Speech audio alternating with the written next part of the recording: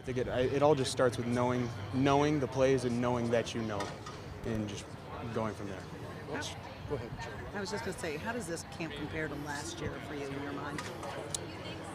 It's pretty similar, I think. I mean, It's just with the familiarity, I guess, of how Matt Patricia works. I think I mean in that regards, I think that it's a little bit easier. You know what to expect a little bit more, and I think that the expectations are put out there, and everybody knows what they need to do and how he wants it done. And from that aspect, I think that we're farther along than we were last year. How about, about in playing comparison to Zara? the defensive line and going against the new pieces, at least some of them at some points in this camp? Well, I mean, we haven't gone against them yet, so I'm not really sure. I'm sure that they'll be great, but at this point in time, we're a little bit low on numbers. So, it's just we go out there and do what we're asked, and they're doing a great job. They're pushing through, being down in numbers, and I think that they're doing great for the situation they've been put in so Yeah, far. Graham, what about rotating at right guard, left guard, and all that? What has that been like for you in this training camp? It's been different, and it's been fun. But I think that it's been good that I'm able to build chemistry with a whole bunch of other guys, and I think that it's maybe guys that I wouldn't be doing it with, and I think that it's in that regards, I think that that's a good thing to do. How challenging is it, though, in that regard also?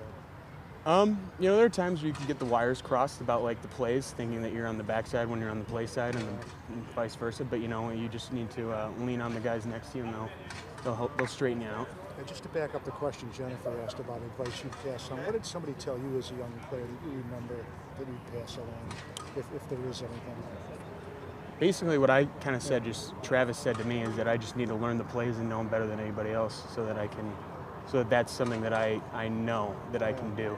And from there, the physical part comes after that. Once you get the mental part of the game, it starts to slow down a little bit more, and then you can really start to become a better player. You mean Travis Swanson, right? Is that what I said? Travis? said Travis.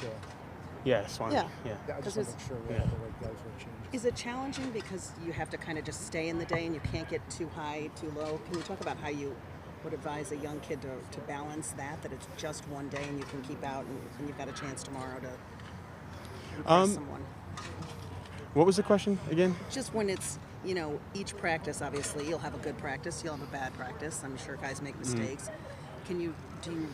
How do you advise a young guy and say, you know what, you've just got to keep working and keep your head up and not pay attention to the highs or lows? Well, I mean, essentially what you just said is that you just got to tell them that. But that's something that they already know. I mean, if they're here, they already know that there are highs and there are lows, and that comes with playing offensive line and playing football in general. So I think that it's something that they know, but I mean, every once in a while, it's probably good to remind them of that. And I mean, every once in a while, I need to be reminded of that too. So it's nothing that's really set in stone, but yes. Thank you. Have you seen signs that Matthew Stafford can be the quarterback that he can be, maybe an improvement on what we saw last year? I think Matt's the best. I mean, I think that he can do everything that we ever have asked him to do, and I have complete faith in what type of quarterback Matt is and what type of player and man Matthew is. Do you see differences than maybe performances or what you saw in him last year? I mean, I can't really tell. I kind of focus a lot more on the offensive line, but looking at the type of leadership he brings to our huddle it's consistent all the time, and I think that he's huge for our team. Have you got any sense of what the offense might be different? In what way it might be different under Bevel than it was under who you played for previously? How it was doing ball control, getting the ball deep, whatever it might be. Well, I mean, I think that right now it looks like we're running the ball a lot more, and that's something that we've been talking about, and I think that that's going to be good for our football team. So I think that maybe being a more balanced offense. But I mean, you can see it. I can see it. I think that it's going well so far. I mean, we just are practicing every day, trying to get better. Does it remind you of any offenses you've done in the past? Like, are you able to connect what you're seeing now with things you've seen previously in your career, whether it's here or college? I mean, the actual percentage of run and pass maybe under Harbaugh in college, but I mean, everybody's terminology is different, and everybody's way that they want. The scheme of everything is different, but it's similar in the sense of ideology, but an actual scheme, it's all different. But I think you missed Denard Robinson by a year at Michigan, but he just got hired as a college assistant coach.